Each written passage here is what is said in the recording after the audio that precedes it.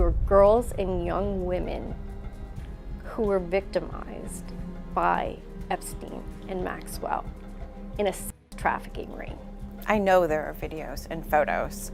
I know that Jeffrey had recording cameras in his house. Powerful people who caused us harm are being protected and we're being exposed. It is meant to silence us. The whole Epstein situation just got wilder. Word is, a survivor just came forward with claims that Diddy and Meek Mill were part of a recruitment circle tied to Epstein. And now leaked texts are raising even more questions about what really went down behind closed doors. Remember when Allie Carter was one of the loudest voices during the whole Diddy scandal? Back when most people were still trying to process the lawsuits and the fallout, she wasn't whispering. She was speaking openly about what she said happened behind the gates of those elite spaces. She talked about environments that weren't just luxury getaways or industry retreats, but places where power moved quietly and accountability rarely showed up. According to her, the system that was supposed to protect her failed early. Trafficking over the border was for who? Child Protective Services is your supplier. Is anybody going to talk about that? The immigrants that are coming across the border, that all those they were just scooping up out of boats and out of the water, they're now coming in and they're throwing them right into the system. Aurora, Colorado, Springfield, Ohio. Where do you think all those are going? She claimed that while she was still not of legal age, she was moved through placements that did not feel like care, but more like pipelines. Pipelines that allegedly delivered young individuals into circles where influence mattered more than safety. She described being placed in rooms she did not choose to enter, surrounded by folks whose wealth and status made everything feel untouchable. And here is where her story collided directly with Diddy. Allie has repeatedly spoken about being present on his island as a party favor, the same island known for hosting exclusive gatherings that operate far from public scrutiny, the same island that sits in close proximity to Jeffrey Epstein's property. I was a party favor. What does that mean? It was a party favor. I was somebody you could take off the table.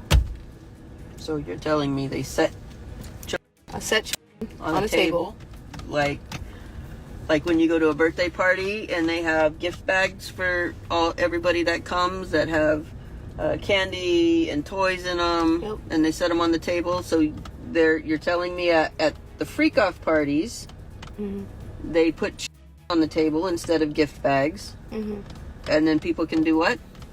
Take you off the table and have sex with you. But again, see, he's in cahoots with Epstein.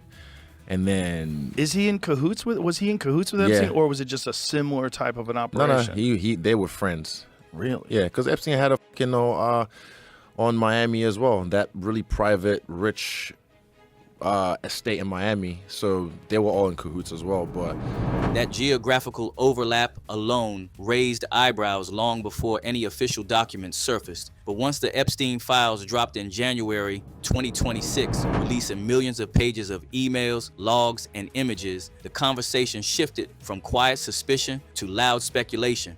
Today we are producing more than 3 million pages, including more than 2,000 videos and 180,000 images.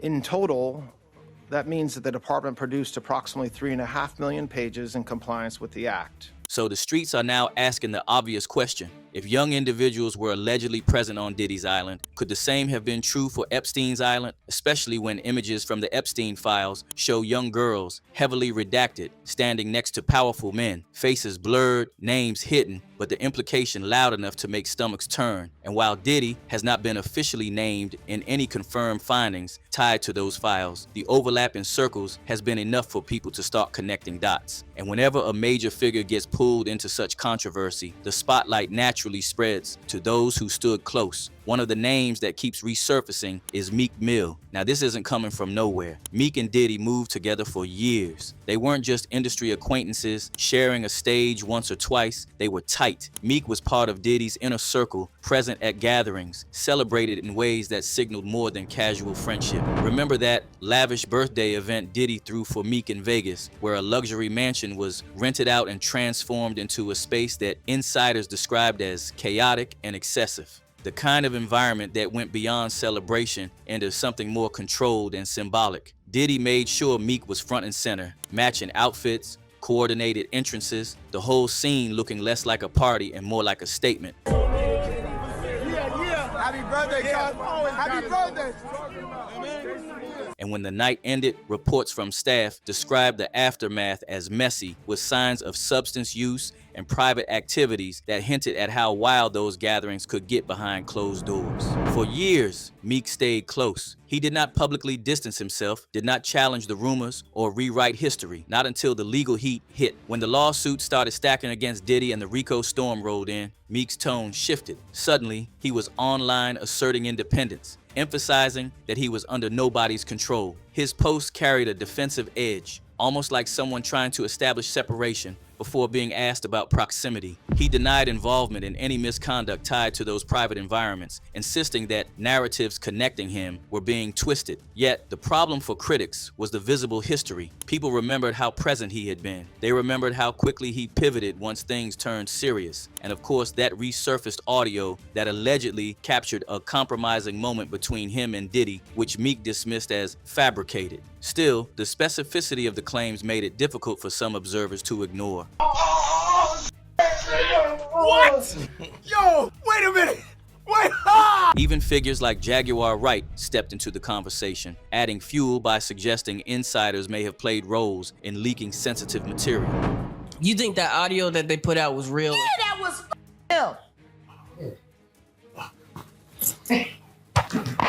Nikki put that out there. That Nikki recorded that at the freak off in the Calabasas. She been waiting to drop that shit on Meek. Oh, man. She just wasn't gonna tell nobody it was Diddy. But now that Diddy out there, why not?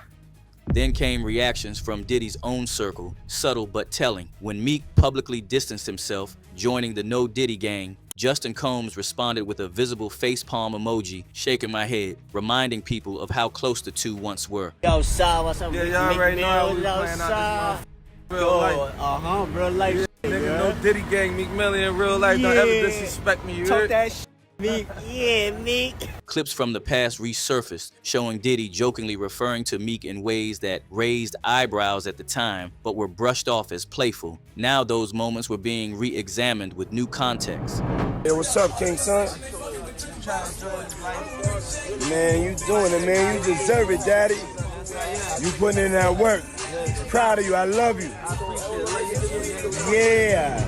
Eventually, Meek adjusted his stance, acknowledging that he had attended some of those wild late-night gatherings, though he maintained that he avoided anything questionable. And that shift only intensified scrutiny, because moving from I was never there to I was there but not involved opened the door for doubt. Now, with the Epstein convo back in the spotlight and Ali Carter's claims lingering in public memory, the focus has returned to everyone who once stood close to Diddy. Was Meek simply navigating industry relationships like many others, or does his quick pivot suggest he knew more than he has admitted? If investigations ever expand to explore overlapping networks between these elite spaces, could proximity alone place individuals under scrutiny? And if the truth about what happened on those islands continues to surface, how many more names might come back into the conversation? Let's hear your take in the comments. And if you're all about straight up shockers and unfiltered moments, don't miss what's coming next. Click through and stay locked in.